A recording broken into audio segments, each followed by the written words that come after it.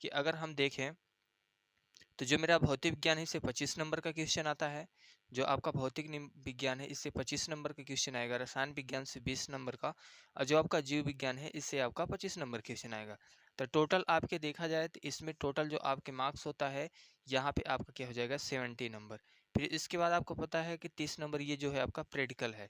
तो प्रैक्टिकल के लिए जो है ये तो आपको स्कूल्स की तरफ से मिलेगा, जो भी मिलेगा प्रैक्टिकल में 30 में 30 भी मिल सकता है, अगर कम भी मिल सकता है। तो सबसे पहले हम शुरू करेंगे कि रसायन विज्ञान। पहले हम देखेंगे कि रसायन विज्ञान के जो मेरे 5 चैप्टर है, अब 5 चैप्टर है तो इसमें हमें क्या क्या पढ़ना है। पता तो सबको है, बुक तो सबके पास होता है, लेकिन अब उस चैप्टर से हमें क्या क्या पढ़ना है, क्योंकि आ गया है समय। अब ज़्यादा नहीं, आपके पास मात्र 1 महीने का समय है। तो 1 महीने में हम इसको पूरा, जो आपका ये क्लास 10th की जो बुक है पूरा समाप्त कराएंगे और एकदम मेन मेन टॉपिक समाप्त कराएंगे। अगर इसको आप पूरी तरह से पढ़ लेते हैं तो आपका जो है 70 नंबर का जो आपका साइंस है, इसमें से आपका 60 से 65 नंबर कोई ऐसा नहीं है कि नहीं आएगा। एकदम 100% गारंटी के साथ क्वेश्चन सेम सेम मिलेगा। तो चलिए रसायन विज्ञान देखते हैं। रसायन विज्ञान को जो आपका पहला चैप्टर है यह रासायनिक अभिक्रिया एवं समीकरण है। अब देखिए जो मेरा अभिक्रिया एवं समीकरण है, अब इससे हमें कौन कौन से चैप्टर पढ़ना है और इसमें से कौन कौन से टॉपिक पढ़ना है।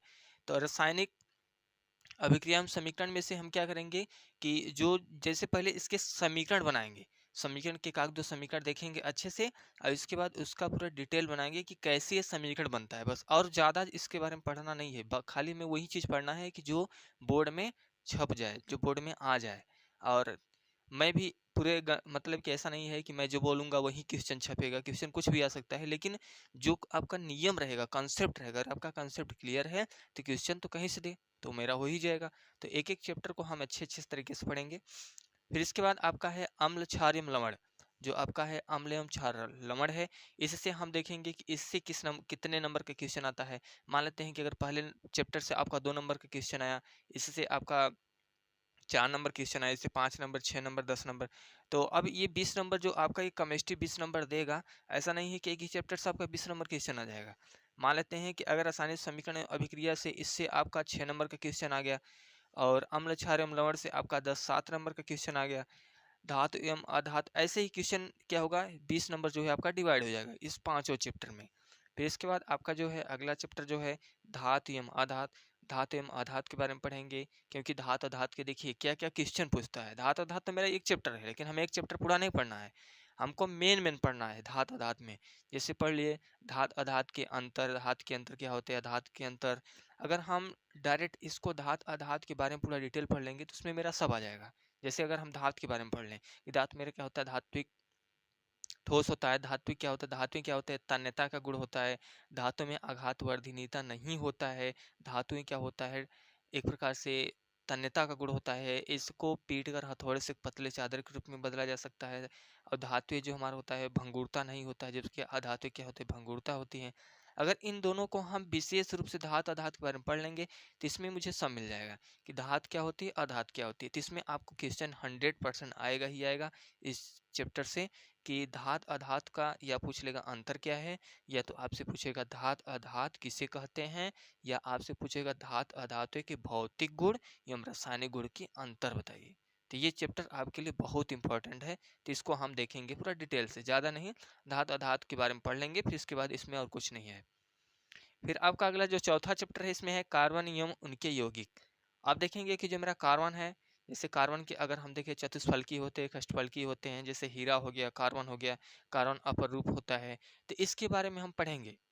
कार्बन के बारे में हम लोग पढ़ेंगे अच्छे से। इस चैप्टर से भी आपके क्वेश्चन ज़्यादा आते हैं। अगर हम देखें तो यही जो आपके 3 चैप्टर हैं, ये 3 चैप्टर आपके लिए बहुत इंपॉर्टेंट है। फिर इसके बाद है तत्वों तत्वों का आवर्त वर्गीकरण। अब आप पढ़े हैं कि जो मेरा मेंडलीव आवर्त सारणी है, इसमें क्या है, तत्वों के किस प्रकार से वर्गों में, आवर्तों में क्या किया गया है, वर्गीकरण मतलब बांटा गया है। तो इसमें हमारे क्या है, 4 ब्लॉक हैं, एस, पी, डी और एफ। इन चारों ब्लॉक में हम क्या करेंगे, सबसे पहले हम तत्वों का वर्गीकरण पढ़ेंगे। तो तत्वों का हम लोग मेन मेन वर्गीकरण पढ़ लेंगे कि जो क्वेश्चन बोर्ड में पूछे जिससे। अब ऐसा नहीं है कि अब देखिए दोस्तों, हमारे पास अब 30 दिन का समय है, तो 30 दिन में ऐसा नहीं है कि हम पूरा बुक पढ़ लेंगे। पढ़ने के लिए तो पढ़ सकते हैं, लेकिन अब पढ़ने की कोई फ़ायदा भी नहीं है, क्योंकि हम लोग पूरा इतने दिन से साल भर हो गया है, तो हम लोग कुछ न कुछ तो पढ़े ही होंगे। तो अब हम लोग उस चीज़ को पढ़ेंगे कि जो पढ़ा हुआ है बस उस पे हम कॉन्सेप्ट बना लें। जैसे अब ऐसा नहीं कि आप नहीं पढ़े होंगे, पढ़े तो होंगे ही, और अगर नहीं पढ़े हैं तब भी जुड़े रहिए। ऐसा नहीं है कि नहीं पढ़े हैं तो आपका इससे नंबर छूटेगा, नहीं। जैसे अगर हम देखें तत्वों का आवर्त वर्गीकरण, तो जो मेरे तत्व होंगे, तत्वों को हम बारे में बताएंगे कि किस प्रकार से तत्वों को वर्गीकरण किया गया है, किस प्रकार से तत्वों को बांटा गया है, जैसे एस पी डी एफ इन ब्लॉकों में कैसे बांटा गया है। फिर इसके बाद हम जैसे इसमें दिया है कारण एवं उनकी योगी, कुछ इसके IUPAC नाम से भी क्वेश्चन आता है तत्वों के आवर्तों के वर्गीकरण से। फिर इसके बाद कार्बनिक अकार्बनिक में IUPAC नामकरण पूछ लेता है। तो इसमें से हम लोग देखेंगे, ज़्यादा नहीं। अगर हम देखें तो एक हफ्ते में जो मेरा होगा टारगेट होगा कि हम लोग 7 दिन में क्या करेंगे, 7 दिन में केमिस्ट्री को समाप्त कर लेंगे। अगर हम 7 दिन में केमिस्ट्री पढ़ेंगे, 7 दिन में क्या करेंगे, फिजिक्स पढ़ेंगे, और वही 7 दिन में क्या पढ़ लेंगे, बायोलॉजी पढ़ लेंगे। तो मेरा क्या होगा, 21 दिन में टारगेट बनाएंगे हम लोग कि 7 डेज। ये जो मेरा 7 डेज का जो टारगेट होगा, इसमें क्या होगा कि 21 दिन में टोटल आपके जो 21 दिन लगेंगे, इसमें पूरी आपकी साइंस क्या होगा, समाप्त हो जाएगा। अब 21 दिन में साइंस समाप्त होगा, कैसे होगा, तो ऐसा नहीं है कि 7 दिन में चैप्टर समाप्त करेंगे, वो भी इम्पोर्टेंट। अगर आपका केमिस्ट्री शुरू है तो केमिस्ट्री से ऐसा ऐसा चैप्टर पढ़ाएंगे, ऐसा ऐसा टॉपिक पढ़ाएंगे कि जो आपका 20 नंबर एकदम कन्फर्म है कि 20 नंबर कहीं नहीं जाएगा। इसी प्रकार से हम लोग देख लेते हैं जो आपका अगला है, फिजिक्स देख लेते हैं। देखिए फिजिक्स के आपके जो हैं, फिजिक्स में देखेंगे भौतिक विज्ञान भी आपके बहुत इंपॉर्टेंट है। तो भौतिक विज्ञान में हम लोग देखेंगे कि भौतिक विज्ञान में कौन कौन से चैप्टर इसमें भी इंपॉर्टेंट होते हैं। जैसे अगर हम देखें, जो मेरा इसमें पहला चैप्टर आपको मिलेगा परावर्तन तथा अपवर्तन। तो इसमें हम क्या करेंगे, परावर्तन तथा अपवर्तन के बारे में देखेंगे कि इसमें किस प्रकार से प्रकाश किरणें परावर्तित होती है, किस प्रकार से अपवर्तित होती है। तो इसमें हम पूरी तरह से क्या करेंगे, प्रकाश के परावर्तन अपवर्तन। इसमें आपका न्यूमेरिकल भी आता है, प्रकाश के परावर्तन परिवर्तन से आप पढ़े भी होंगे। एफ बराबर 1/v प्लस 1/u से, ये जो आपके इसमें 2-3 फार्मूले होंगे, इस फार्मूले से आपके पूरे क्या होंगे, न्यूमेरिकल लगेंगे। तो इस चैप्टर को भी हम पढ़ेंगे। तो कोशिश रहेगी मेरी कि 7 दिन में हम क्या करेंगे, इस फिजिक्स को भी क्या करेंगे, 7 दिन में इस फिजिक्स को भी समाप्त करेंगे। और ऐसा नहीं है कि मुझे समाप्त करना है, मुझे समाप्त नहीं करना है, मुझे इस प्रकार से 7 दिन में पढ़ाना है कि आपका जो फिजिक्स 25 नंबर है, 25 में 25 पढ़ाएंगे। ऐसा नहीं है कि 25 में 20 ही पढ़ाएंगे, 15 ही पढ़ाएंगे, 25 पढ़ाएं, 25 में 25 पढ़ाएंगे। और ये भी बताएंगे कि किस चैप्टर से कितने नंबर का क्वेश्चन आएगा, किस टॉपिक से क्वेश्चन आएगा। अब बस यही पढ़ना है। अगर हम लोग 7 दिन में पढ़ेंगे एक हफ्ते में, तो एक हफ्ते में सोचिए अगर हम 25 नंबर करा रहे हैं, तो आपका कितना अच्छा होगा कि हम लोग कितनी रिवीजन होगा। इस प्रकार से ये रिवीजन का क्लास चल रहा है। अच्छे तरीके से रिवीजन के साथ साथ आपको इस क्लास के साथ जुड़े रहना है। अगर आप एक भी क्लास नहीं किए हैं, तब भी आपके पास राज्य विज्ञान कुछ न कुछ तो विद्या ले ही लिए होंगे। तो मैं उसमें से आपको टॉपिक बताता जाऊँगा, उसमें आप टिक भी लगाते जाइए। इसके बाद उसको एकदम आप बस उसी को टिक लगा लीजिए कि मुझे यही, जैसे मैं इसमें प्रकाश के परावर्तन से अगर मैंने लगा दिया कि आपको 10 क्वेश्चन पढ़ना है, तो बस 10 ही क्वेश्चन पढ़ना है। 10 क्वेश्चन पर आप कमांड बना लेंगे, तो एकदम श्योर मैं गारंटी के साथ कर रहा हूँ कि उससे बाहर कोई क्वेश्चन नहीं आएगा। अगर आप 10 विस्तृत अगर आप पढ़ लिए, तो अति लघु उत्तरी अवअति जो होगा क्या होगा, उसी से तो जुड़ा होगा ना। फिर इसके बाद अगला चैप्टर आपका जो आएगा, मानव नेत्र तथा रंग बिरंगा संसार। अब इसमें हम लोग पढ़ेंगे मानव नेत्र, ह्यूमन बॉडी के बारे में पढ़ेंगे। इसके बाद इसमें मानव नेत्र के लेंस के बारे में पढ़ेंगे कि मानव नेत्र लेंस जो होता है, अवतल लेंस, उत्तल लेंस, और जो होते हैं लेंस होते हैं, लेंस किस प्रकार से हमारे कार्य करते हैं। और इसमें आपको मिलेगा प्रिज्म भी मिलेगा, प्रिज्म भी हम पढ़ेंगे। तो ये चैप्टर, तो आप देख सकते हैं कि जो मेरे ये 4 चैप्टर हैं, ये 4 चैप्टर बहुत बहुत इंपॉर्टेंट है। ये 4 चैप्टर मान लीजिए कि अगर आप 4 चैप्टर पढ़े हैं, और इधर जो ये चैप्टर हम लिखे हैं, जब चैप्टर तो मेरे शायद फिजिक्स में 4-3-7 चैप्टर है, लेकिन ये उतना ज़्यादा जरूरी नहीं है। अगर हम कमांड बना सकते हैं, तो अगर इन 4 चैप्टर में कमांड बना लें, तो मैं गारंटी के साथ कह सकता हूँ कि आपको 20 से 22 नंबर कहीं नहीं जाएगा। आप सोचिए 20 से 22 नंबर क्वेश्चन कहीं नहीं जाएगा। अब रही बात ये कि अब देखिए जो विद्युत चैप्टर है, ये दोनों विद्युत ही चैप्टर है। ये विद्युत है, विद्युत धारा के चुंबकीय प्रभाव है।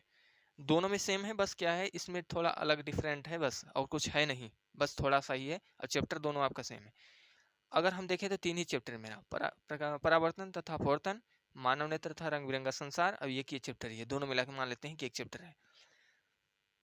तो इस चैप्टर को हम लोग इस तरह से पढ़ेंगे कि फिजिक्स में जो है, आप जानते हैं फिजिक्स में मेरा न्यूमेरिकल है, तो न्यूमेरिकल भी हम लोग पढ़ेंगे। अब ज़्यादा न्यूमेरिकल नहीं पढ़ेंगे हम लोग, जैसे फिजिक्स के अगर मान लेते हैं कि न्यूमेरिकल स्टार्ट किए, तो इसमें से क्या करेंगे 5 से 7 टाइप के न्यूमेरिकल लगाएंगे।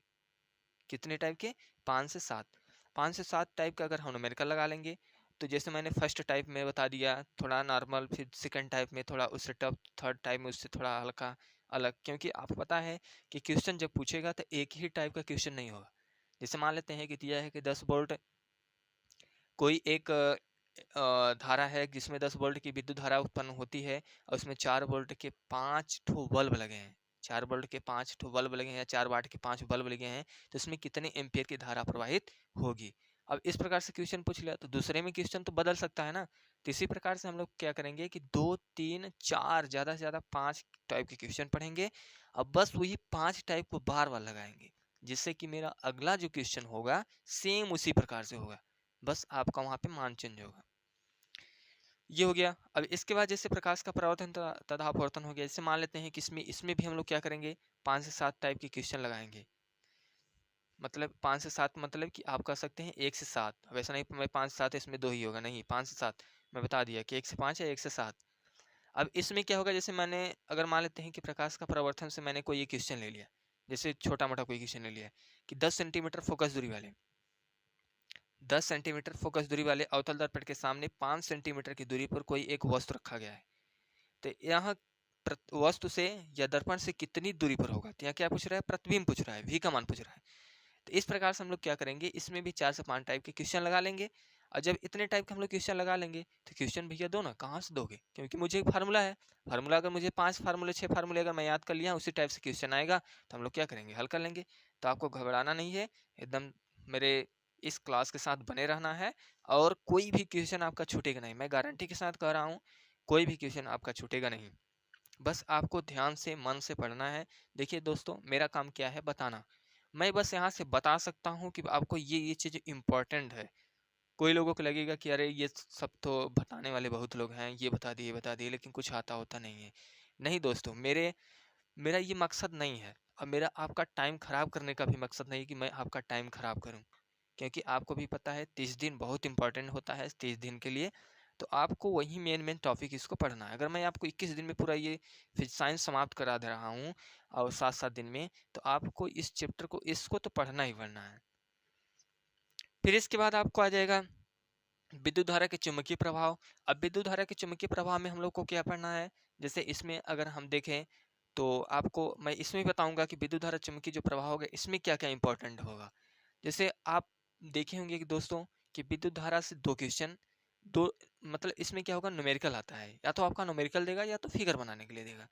तो फिगर किस पे दे सकता है, जैसे आपका दे दिया डायमो, डायमो दे दिया।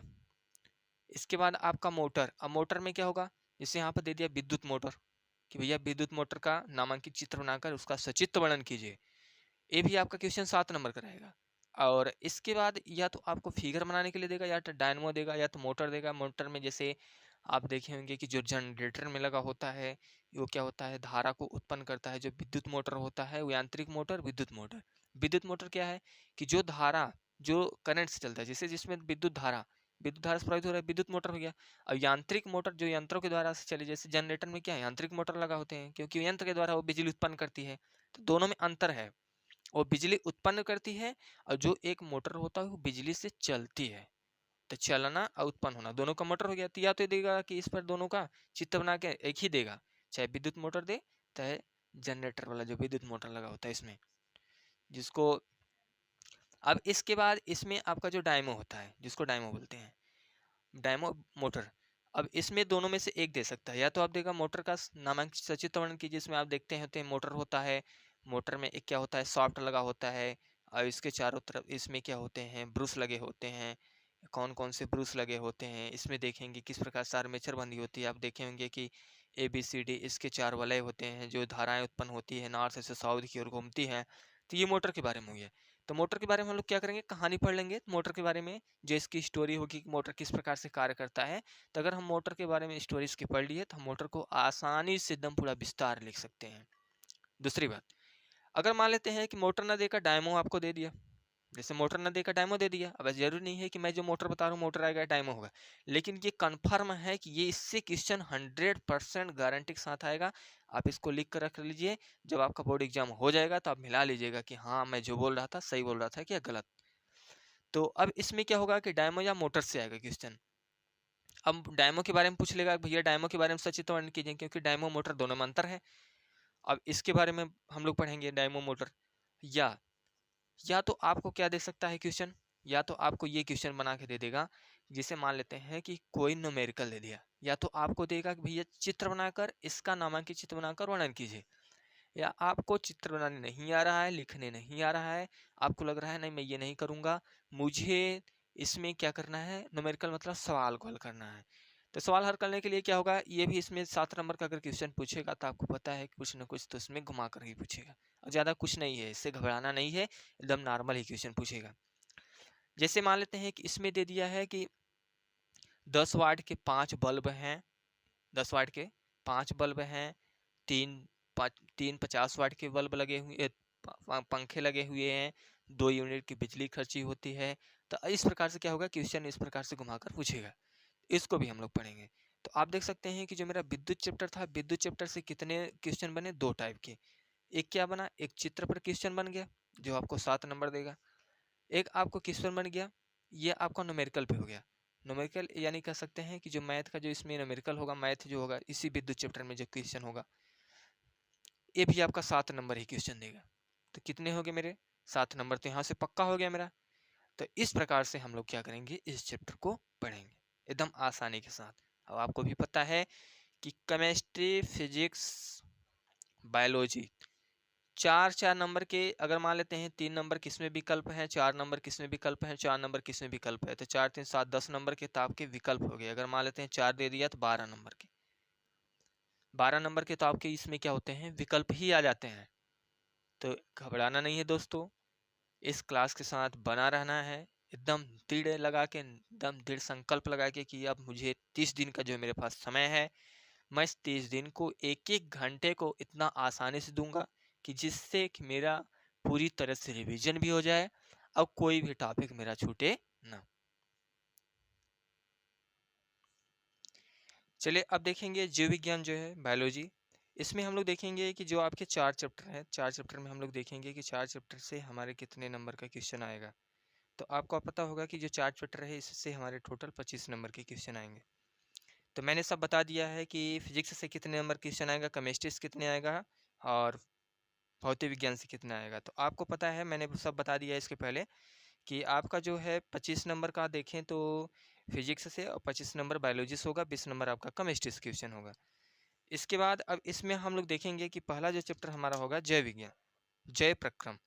तो जैव प्रक्रम में हम लोग देखेंगे कि किस प्रकार से इसमें कितने नंबर का क्वेश्चन जैव प्रक्रम से आएगा। फिर इसके बाद आपका नियंत्रण एवं समन्वय है, फिर जीव जनन कैसे करते हैं, आनुवांशिकता एवं जैव प्रक्रम। अगर हम देखें तो ये जो मेरे 3 चैप्टर हैं, ये जो 3, इसको छोड़ दीजिए। अगर हम ये 3 चैप्टर के बारे में बात करते हैं तो इन 3 चैप्टर को अगर हम पढ़ लेते हैं अच्छे से तो मेरा 20 नंबर का तो क्वेश्चन यहीं से बन जाएगा।